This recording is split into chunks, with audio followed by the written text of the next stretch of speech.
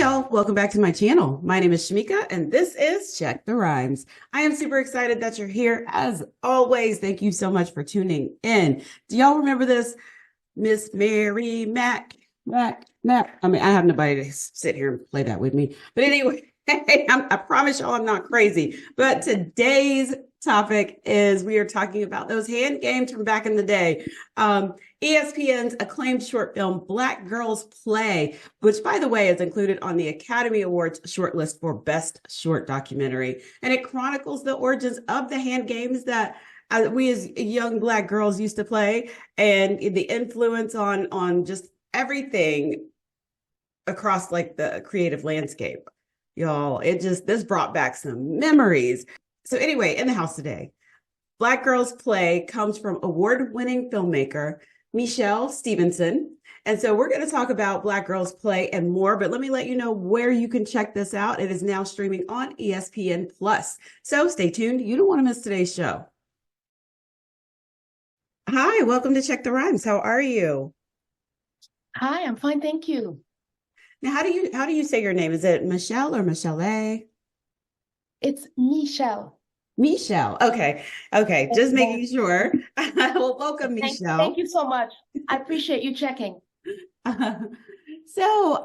Black Girls Play. Can you let the listeners know exactly what that's about? Well, Black Girls Play really chronicles the influence of the games that we played in the playground as children, the hand games, and the influence that it has and has had on American popular culture writ wide, all musical expression, and in some cases oratory as well. So we trace it all the way back to Africa, but how that embodied memory really has served as the foundation for popular culture. Wow, because I know, and this is totally random, but I know that there's, even with the color purple, even when Celie and Nettie are doing the hand games, right? I see people doing that or reenacting that all the time. So it's crazy how it just like, even as adults, we're still doing it. Yeah, still doing it, but also I'm glad you brought up that scene because what it is about Black joy as well. It's not just about the influence and what these expressions have retained, but the fact that we're drawn to it and are having fun with it. There's a sense of community and sisterhood the moment we pick up those hands and touch each other with the hands, right? And play those games. So there's a sense of community that goes deep with these games. So what made you want to explore this topic? Because I know there's so many things to explore, but what made you want to explore this in particular? Was it just like a hand game that you just loved so much that you're like, let me dig into this? No, it wasn't actually that, because again, this was the revelation that came to me. And the fact that, we were in conversation with ESPN and thinking about how do we challenge the notion of sport and play and what it looks like? How can we center sort of Black female expression within, a streamer like ESPN, right? And together we came across Kira Gaunt, the ethnomusicologist. She had written an article in the New York Times related to her book, The Game Black Girls Play. And, as a documentarian, you couldn't ask for a better story that we don't know about, but that is right in front of our faces in some ways, right? And so it was just, and the way Kira sort of makes it really plain and easy and connects the dots for us, I felt was really great that we were able to encapsulate so much information in an entertaining way and sort of flip how we see, even the playground and what happens on the playground for our viewers and for ourselves. I love this so much. So when I was in grad school the first time, because some of us need a few times to get through, but when I was in grad school the first time, I took a documentary class and my group, we really dug into the Underground Railroad coming through Northeast Tennessee and just uncovering even those symbols of like you were mentioning, there were pockets of joy, but there was also those pockets of like just the symbolism of things. Like I had no idea about like quilts.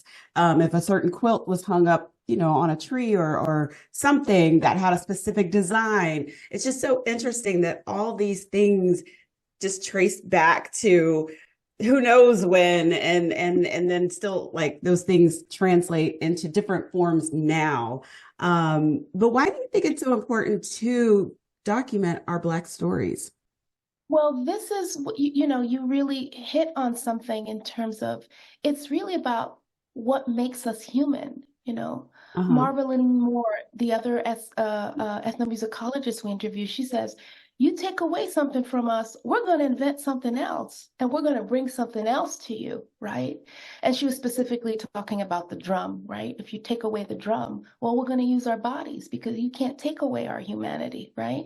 Right. And so I think that Black girls' musical expression through these hand games is the embodied vessel of that, and the fact that someone like, Kira Gaunt has spent her time making those connections and validating that is just so important today, as as we're being our own histories are being attacked and questioned. Mm-hmm. I see my role, as a documentarian, fighting against that, and centering our experiences because so much is embodied in that. And it's what makes us human. I mean, with Black Girls Play, you have the polyrhythms that you find in jazz. Mm-hmm. You have the call and response that is in gospel, in oratory, and other musical expressions.